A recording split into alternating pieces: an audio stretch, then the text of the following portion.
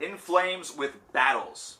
This is an album that we've talked about for the past couple of months thanks to its singles. A band that for the past 15 years has been conversed about quite a bit. They've gained fans, they've definitely also gained scrutiny considering their identity change. They're definitely not the same group that they were back in the early 90s whenever they started their musical journey. This is all stuff that we know. What's amazing though about this is that in 2016 metal fans will still approach this album with that slim bit of hope that they've returned back to the form that they had on Horacle or The Jester Race, Black Ash Inheritance, those earlier albums. Or at the very least, maybe spin some Colony in there. So, here in 2016, we need to approach this album as an album by the same band that did Reroute to Remain, Siren Charms, Sounds of a Playground Fading. Those gems. Is this better than Siren Charms? We hope so, because that was not exactly the best display of form.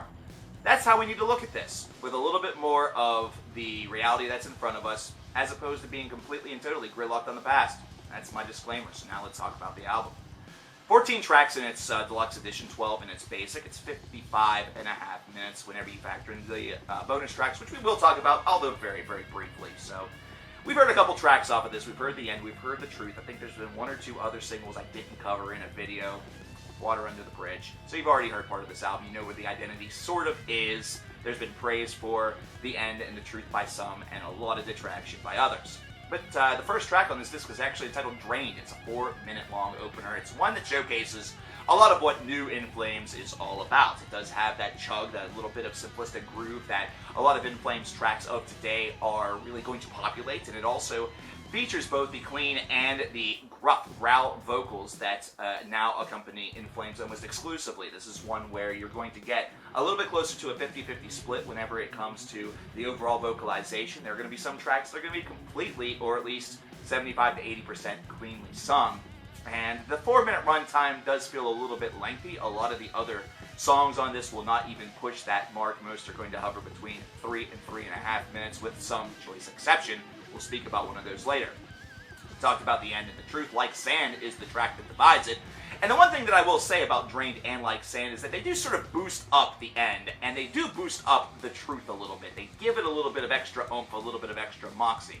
Now, The End and The Truth definitely feel like songs that are meant to be live album spectacles, especially The Truth, considering that sort of like chanty chorus that you get. It's one of those very big moment, feel songs where whenever they launch into this, they expect and will get the whole entire crowd to sing along with them. Those iconic words, we are, we are, we are. Now imagine you're at a concert and everybody around you, including yourself, is chanting that. It is going to give you a little bit of that hair standing up effect. Now, it doesn't work nearly as well as an iconic, earth-moving track simply on the studio disc. But again, sometimes a band has to do things purely for the live spectacle. I feel The Truth is one that really displays that. In My Room, I originally thought was maybe In Flames' take on the Beach Boys. Maybe it was going to be a Beach Boys cover. I was kind of hoping. Fingers were crossed, toes were crossed. I was hedging my bets. Well, but it's not, and it's still a good song. It's the one thing about this. This is the first track on this disc that I really found to be pretty well done. I really like the overall composition of this, the lyricism. It really felt right at home.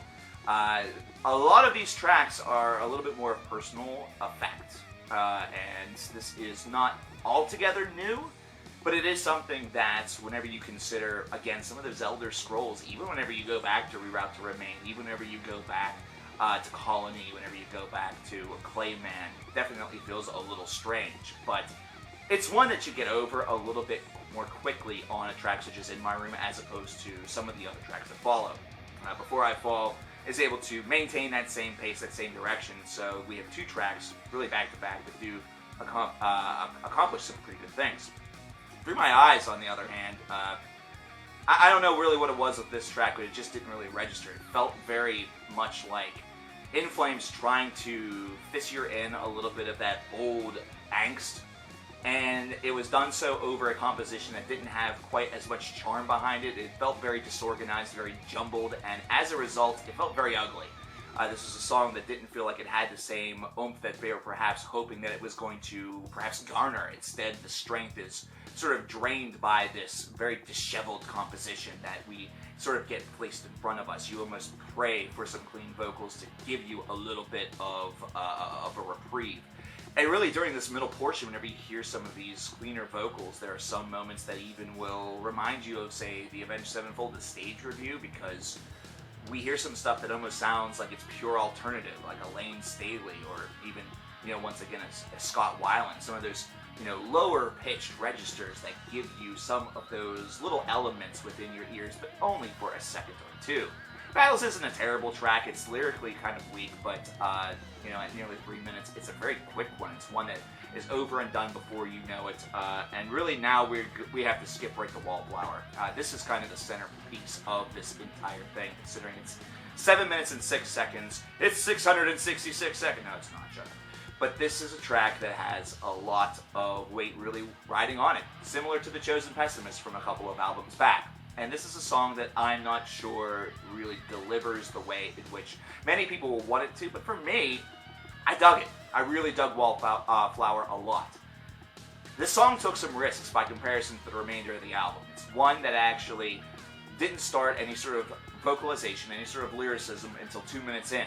For most of the rest of this album, that is 2/3 of the song. So already In Flames is trying to build a little bit of atmosphere with Wallflower. They're trying to give it a little bit more of a sort of, I guess, creepy, or at least sort of, it's not one that feels that it's on the beaten path. It actually paints this Wallflower character as one of sinister nature, of sinister design. And the lyricism does certainly paint that a little bit more, and it's almost resemblant of an aging individual that is looking at the youth that has perhaps escaped him, and looking at somebody of youth that he's become, or she has become, enamored with, and all of a sudden is recognizing their own flaws, and it's becoming sort of a self-destructive type of tone, a self-destructive glare.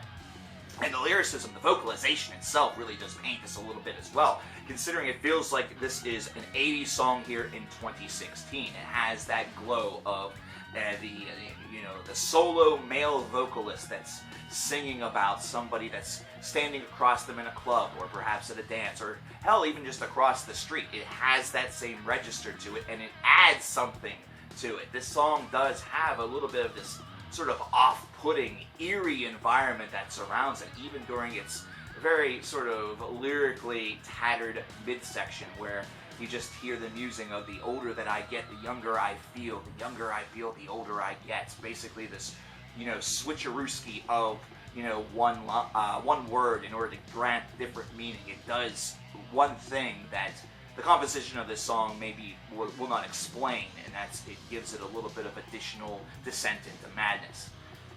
I think that they could have done more with this, don't get me wrong, but for the attempt and for the actual risk-taking, I have to give Wallflower a significant amount of credit.